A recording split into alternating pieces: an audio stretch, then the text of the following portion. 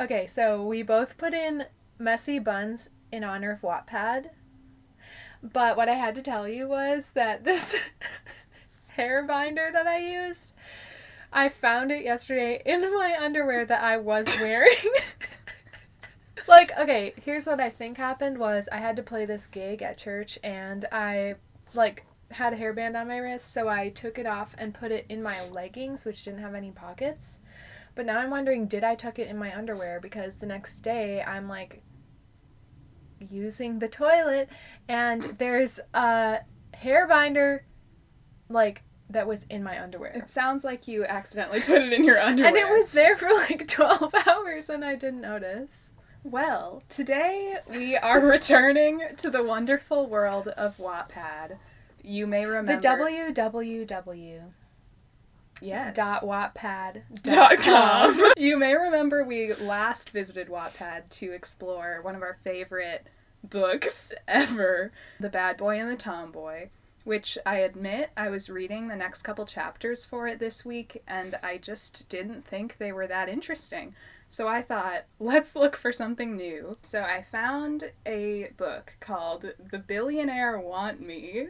This is by LovelyShifah, or LovelyShifah. It has 11 million reads. We read this summary, and it immediately piqued our interest. Here it is. It's like an excerpt from the book. "Give me your hand," he ordered, and I looked at him confused. He sighed before taking my left hand. I gasped when he suddenly put an engagement ring around my finger. So you knew about the contract?" I asked, and he nodded. "Now there is no going back," he said, going back inside, leaving me shocked on the spot. So he says there's no going back, but then he goes back. Grace Silver, the daughter of a well businessman, Rick Silver, period. Well, he is well. Well, it's like, is he well, or does he, like, work for a well business? That's what I was wondering. A well businessman. So here's that sentence again. Grace Silver, comma, the daughter of a well businessman, Rick Silver, period.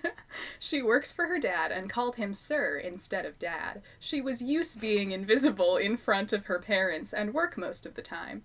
Xavier Knight, a powerful billionaire who saw Grace at one meeting and wanted to make her his. He make a contract to make her wife, and she accepted.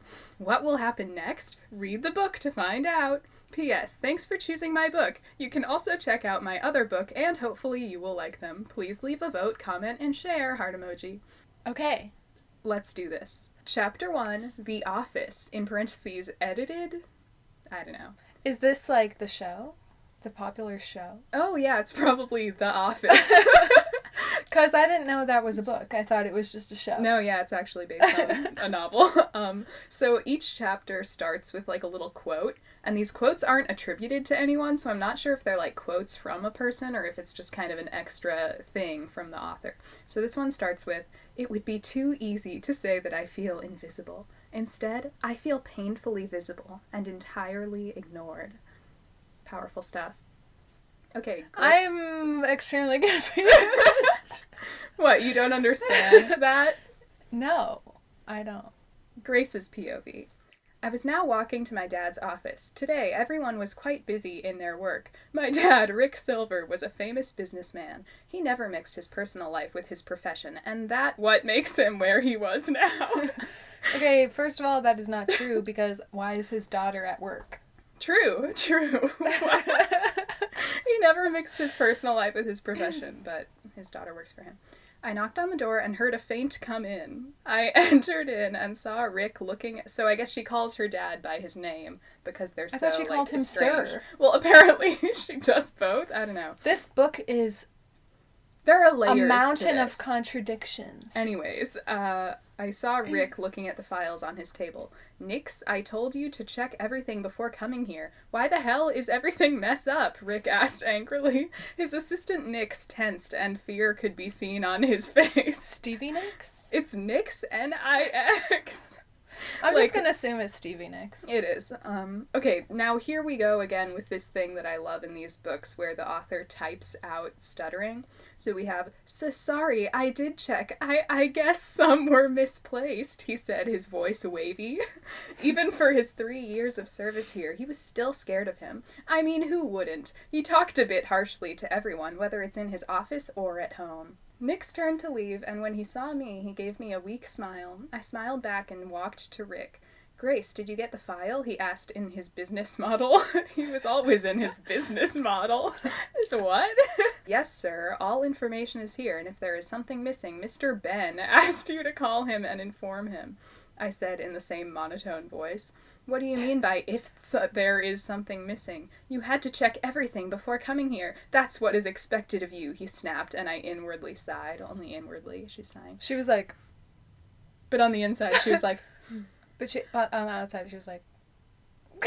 Also, this kind of reads like someone, like, probably a child who doesn't know anything about, like, business or an office job. You know what it's reminding me of? Is, like, every Bollywood movie where the guy works in business. Right. And he just will, like, you'll hear, like, the beginning or the end of a phone call, and he's like, hey, yes. Did you get the files? Yes, sir.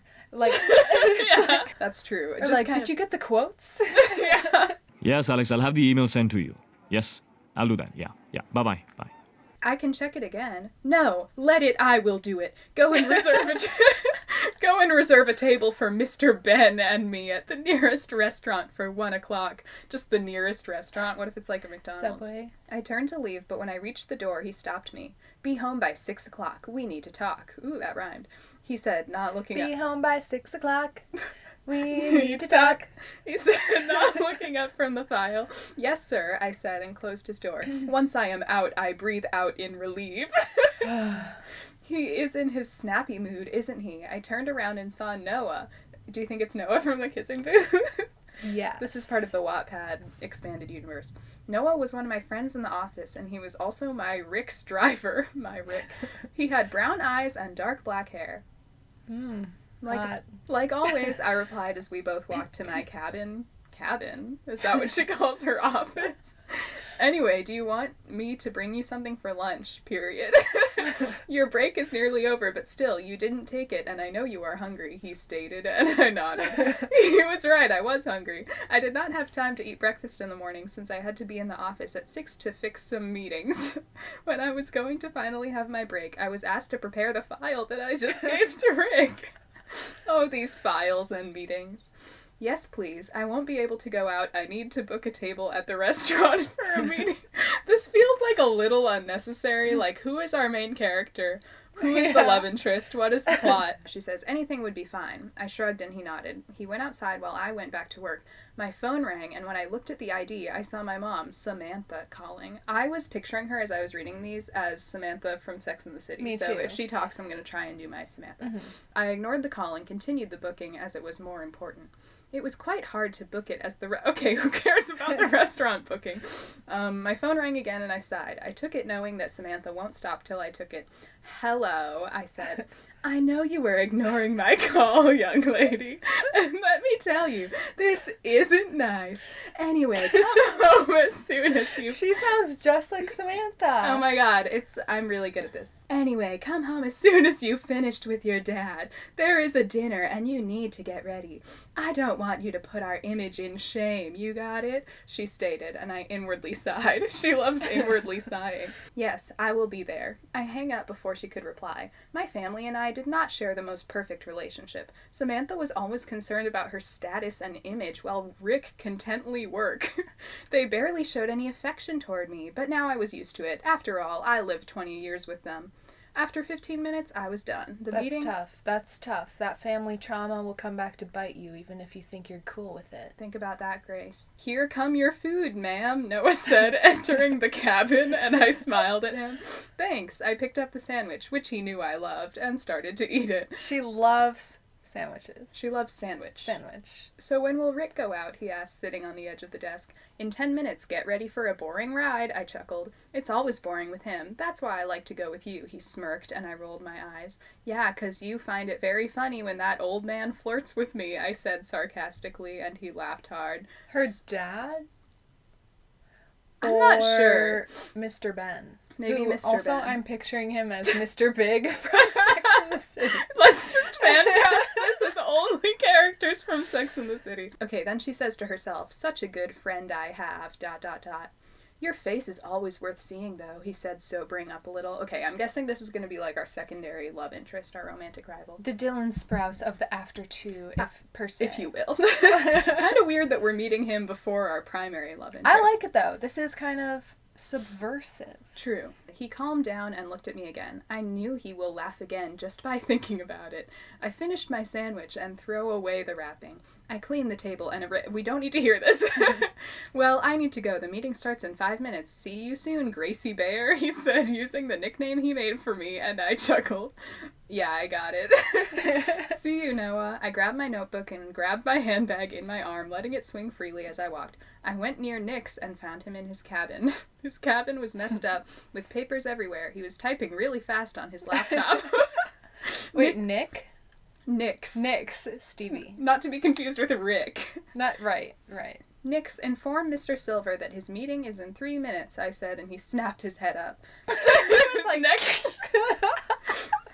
Shit, he told me to inform him 5 minutes before we have to leave. Okay, you're his assistant, do your job. He hurriedly stood up. Nick's relaxed, I ordered. And he nodded. He breathed in and out, calming himself, and made his way to Rick's office. Maybe Nick's, like, I know we saw a scene of Rick being mean to Nick's, but maybe Nick's just sucks at his job and deserves the criticism. Yeah. Sometimes, no. It's never justified. Were you gonna say, like, mistreating workers? Yeah. Since now I was free, I walked to my house. It was a bit far, but I like walking. It was only 3 o'clock, and many people were still walking around. End of chapter 1. Okay, so I really like how, like, we haven't really established who our main character is, like, anything about her. Hope it's Nick's. Okay, here's the author's note. Vote, comment, share, follow. Love ya! LovelyShifah, who is our author. Smiley face. Or no, it's a winky face. Chapter 2, The Dinner. Edited. Our little quote at the beginning of this chapter is, "There are times when strangers are like family, and family are like strangers." Grace's POV is the same as the last one. I know, this is interesting. Is she just telling us it's Grace, or is there any point that I assume the POV at some is point the POV is going to switch, but let's watch out for that. I reached home, and when I entered in, I was met with the smell of many different flavors. Well, that's not how that works. Oh, this is exciting for you. Walking toward the kitchen, I saw Martha cooking. Me? She looked exhausted and was sweating a lot. I'll be the actor. Martha was our maid, which, unfortunately, whenever we watch something with a Martha in it, she's usually the maid. This is kind of a classic maid or like a nanny character. Older woman. Yeah. I knew her since I was a baby, and she still works here. Hi, Mom, I said, pecking her cheeks. She smiled and wrapped her arms around my neck. She was like...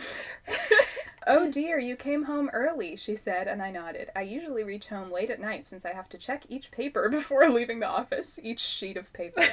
Did Samantha ask you to make all these dishes? I asked, eyeing the dishes. No, your mother does not even know what I'm cooking. Your dad called me and ordered me to make all these, she explained, and I sighed. This dinner must be really important for them. Samantha was my mother, but since baby, she left me with Martha, and I got used to calling Martha Mom. Even if Samantha heard me call Martha Mom, she never minds, but she was grateful, as she did not have to tell everyone I was her daughter, so I guess Samantha's very vain. She doesn't want to even be associated with her daughter. You are home. I turned to see Roger with shopping bags. Roger was Martha's husband, and he has always looked at me like his own daughter. Okay, Roger is played by... Who is really hot? Hrithik Roshan. Yes. Martha? Okay. I haven't mentioned this in a video yet, but, like, I've been into Bollywood for years, and I've been trying to get Martha to watch Bollywood movies with me. And then finally, a few weeks ago, I was watching this, like, random kind of stupid Bollywood movie from the early 2000s that stars a very hot, talented man named Hrithik Roshan. And Martha walked in on me and, like, fell in love with him. So it was love at third sight, because I've definitely seen him a couple times. She had actually seen him in other movies and never really noticed before.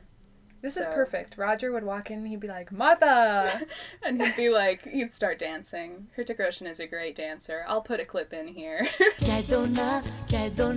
You are my Sonia. Yes, Dad, I left early today, I said, hugging him. With his hand full, he couldn't do much thought. I think maybe she means though.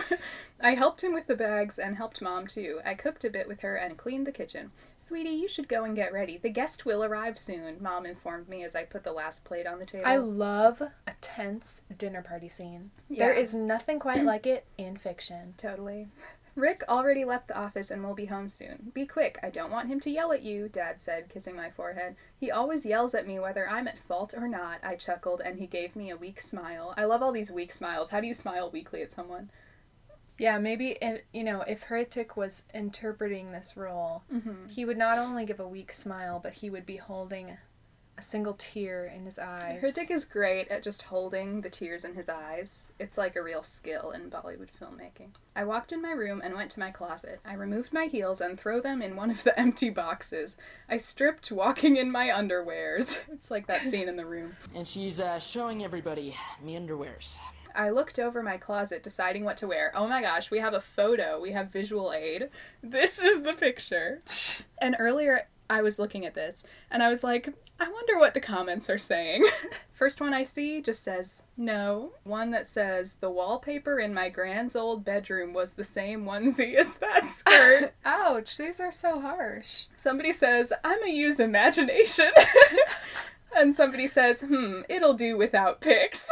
I wonder when this was written, because this does look more like a 2016 type style. It's very much giving me like Maria in the Hills singing about the goat herd. This is maybe like a Civil War era ball gown to me. That's the style I'm getting from it. Anyways, since dinner was at home, I did not want to wear too much. Firstly, it would be a waste of time, and secondly, I am sure that after after dinner I will be sent directly to my room. I did a light makeup before going downstairs. I went to one of the maids' room where I found Mom and Dad getting ready. It's confusing because she keeps calling them Mom and Dad, like, even to us, like, in her narration, but she means Martha and Roger. Hey. This is like Tolstoy. It really is. Hey, I said lowly as I sat. Okay, hey. She said it low. Hey. Hey. It's Grace. As I sat on one of the bed. Aw, dear, you look beautiful, Mom smiled, kissing my forehead. Thanks, Mom, I said, smiling. Mr. and Mrs. Silver are already in their room. They should be done any time, Dad said, and I nodded. Another dinner to go through, I murmured, and they chuckled. Like always, you will end up here after dinner, so relax, Dad said, and I grinned, knowing it was exactly what I planned to do. Just, like, go back to your room, I guess. Grace, come here this instant, yelled Samantha, this is in all caps, and I cringed at the sudden loud. I stood up and walked quickly to the living room where I found her and Rick. Rick, as usual, wore his suit, and Samantha, oh well, dressed up as a teenager. Her breast on display, and her dress like a second skin, just one. This is totally Samantha from Sex and the City. I'm siding with her just because I'm imagining Me her Samantha. too, like, liberate your mind, Grace. Women can wear what they want. Okay, here's Samantha. Oh my god, what the hell are you wearing? She yelled, panicking. I clenched my teeth and stopped myself from saying something unpleasant. I guess Samantha is reacting like the commenters. The comments, that's what I was just thinking. At least I am not dressed up like a bitch ready to get laid. She didn't say that out loud, but she did say it in her narration. Okay, wait. I get that they don't have a great relationship. But you can't put all the blame on the parents if you are having thoughts like that. Yeah, that's not kind. Babe, they are here. What is done now. Grace, behave, Rick said in his cold self voice. Okay. Yes, sir, I murmured, looking down. Dad opened the door and a loud greeting was heard. By whom? Ah, Rick, my old friend, how are you? Asked a man who looked in his 30s. There was a pretty lady next to him dressed up pretty good. Her dress hugged her curves perfectly and it was not too revealing. Okay, so I guess it's like hot enough for this girl, but like not slutty, not as slutty as her mom's outfit in her mind. You have to strike a balance. Absolutely. Nathan, welcome, Rick said, shaking his hand. Amanda, Samantha greeted, and the lady nodded curtly. Either she does not like Samantha, or she was too shy. Okay, so I'm picturing Nathan Fielder Okay. And Amanda Bynes. Totally. I awkwardly stood behind them till Nathan noticed me and passed by Rick to hug me.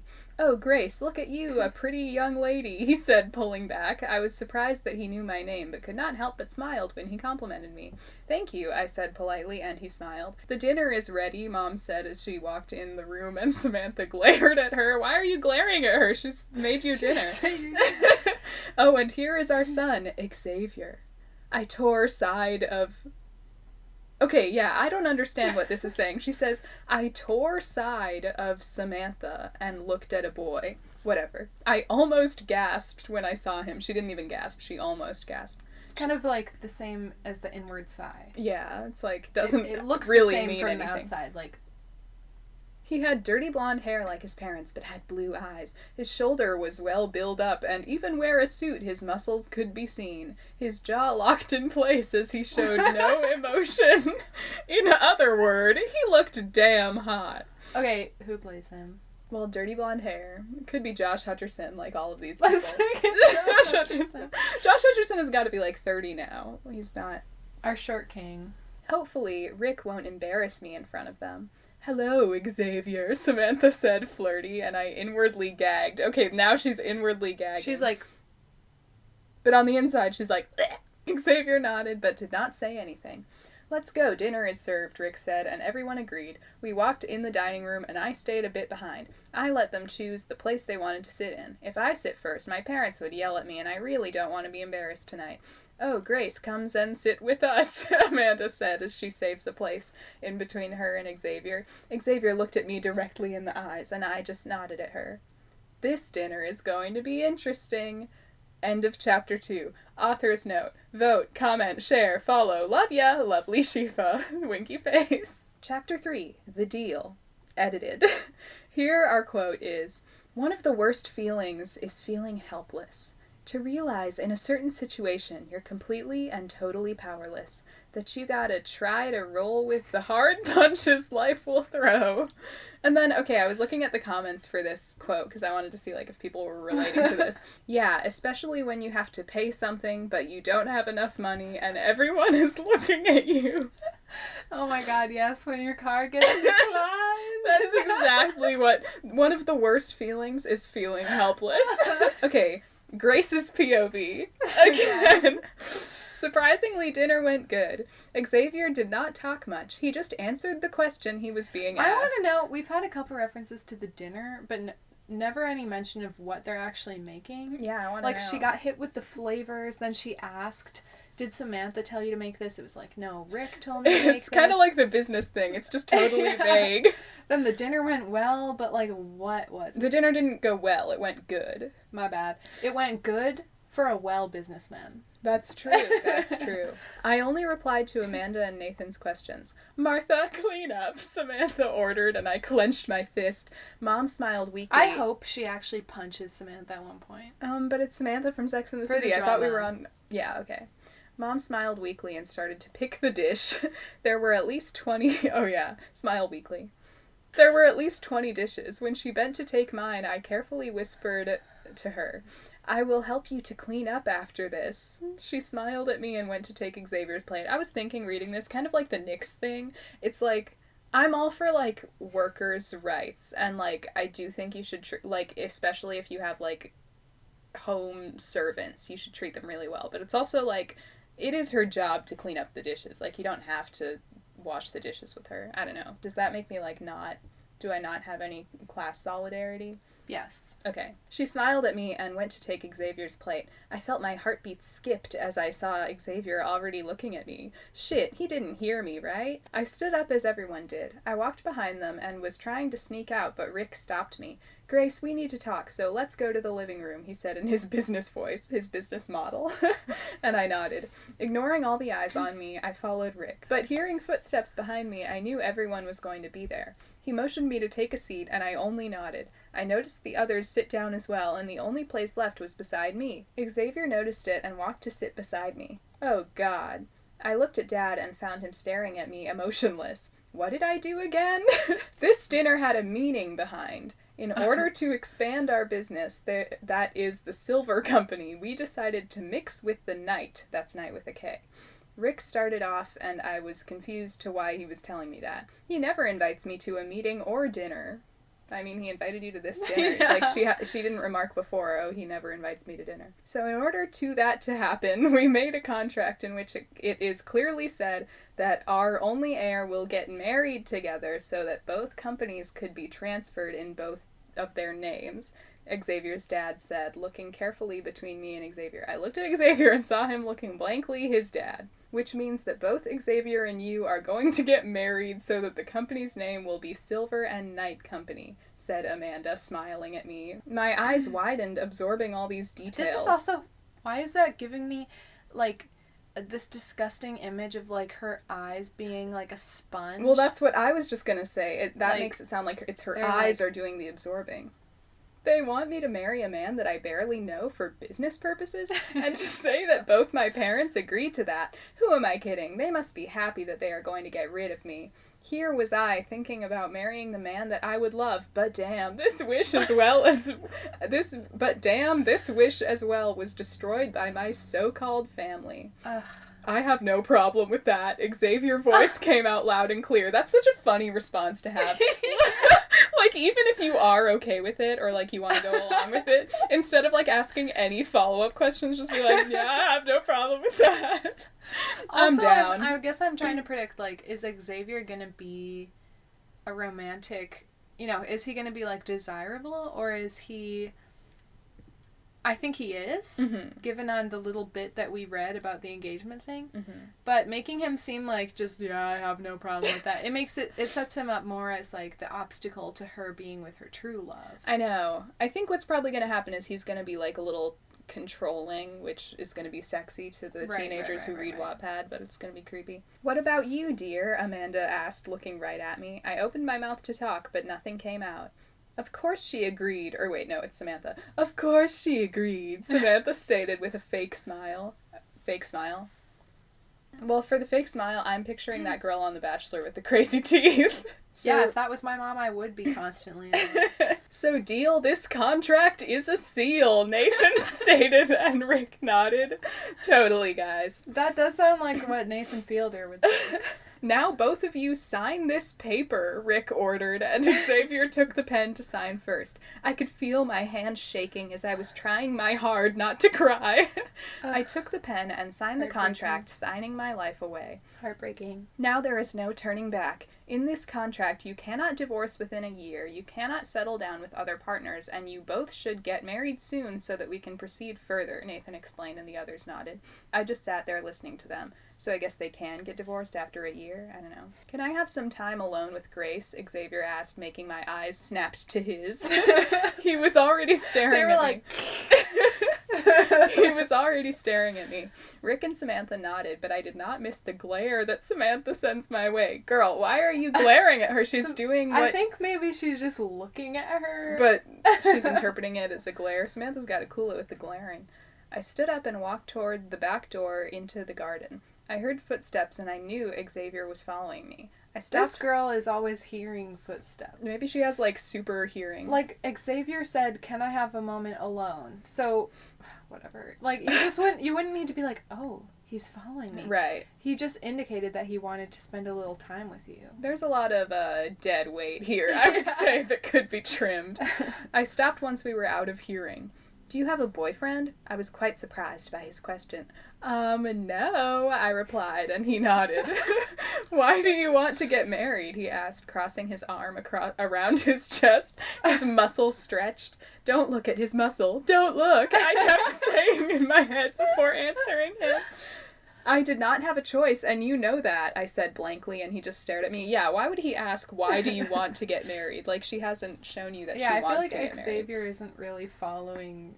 He's a little slow. So you are willingly accepting this contract, he asked firmly. Well, there was a period at the end of that sentence, so he didn't really ask, but whatever. I sign it, so yes, I sighed. Give me your hand, he ordered. Oh my god, here we are. We're at the description excerpt. Give me your hand, he ordered, and I looked at me confused. He sighed before taking my left hand. I gasped when he suddenly put an engagement ring in my finger. He put it in. He, like, injected it into her finger. So you knew about the contract?" I asked, and he nodded. "Now there is no coming back," he said, going back inside, leaving me shocked. That is different from In the description, it was there was no going back, he said, going back, and now it's there is no coming back. Maybe she realized it was...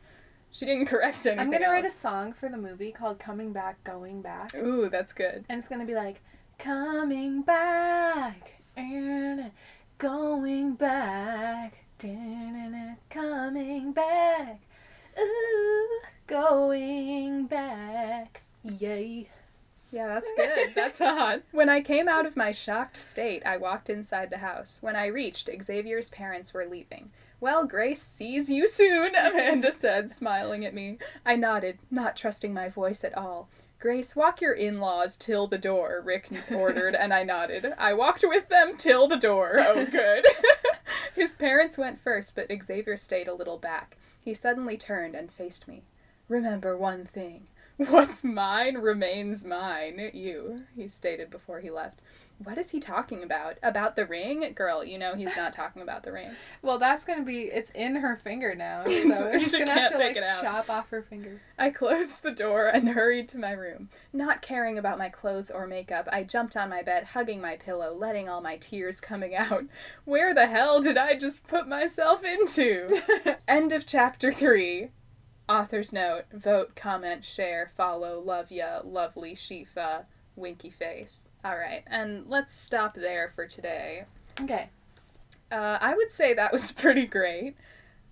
Short chapters, actually, which I appreciate. Bad Boy and the Tomboy, like, as funny as it is, it had extremely long chapters, and there were, like, 70 of them. Mm-hmm. Like, I feel like I could actually finish this book. I guess I just don't like that there's no romantic appeal to Xavier. Like, that, I would say, is par for the course in Wattpad romances. But even with Bad Boy and the Tomboy, which I don't even know if when we read it on YouTube they got to the point where I don't think they even met. got to the... I think that was maybe a sting at the very end of the chapter. Like, with their dynamic, they, like, you kind of get why they like each other. Mm-hmm. Like, they do have this kind of amazing rapport. They do. Call it that. They definitely have banter. They can really go back and forth. Yeah, and you can see kind of why they, like, pique each other's interests. Mm-hmm. But here, this guy just seems like, I guess, physically hot, but everything about who he is disgusting. And, I think it's like, just this thing, you know, Wattpad readers appear to love this thing of, like, yeah, he has no redeemable traits and mistreats me and whatever, and, like, kidnapped me, and he's a gangster, and he's a werewolf or whatever, but it's I guess I'm used to even a little bit better Wattpad where it's, like, the bad boy thing of, like, he was only loving with me, and only I could make him, like, happy. Or even in something like The Kissing Booth or something, like, even if the guy is unappealing, it's, like, at least it's, like, a lighthearted story. Yeah, it's not...